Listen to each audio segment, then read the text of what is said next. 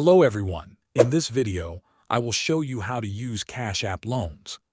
Cash App Borrow is not available for everyone, and it depends on your account activity, deposit history, and how you use the app over time. If you do not see it, it simply means the feature has not been enabled for your profile yet. To check your eligibility, open Cash App on your phone and tap the Banking tab from the bottom left corner of the screen. This is where your balance is shown.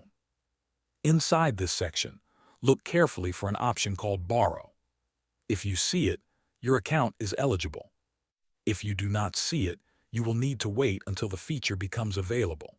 If the Borrow option is available, tap on it to continue. You will then see different loan amounts starting from $20. Select the amount you want and proceed. After that, Cash App will ask you to confirm your identity by entering your full legal name, date of birth, and social security number.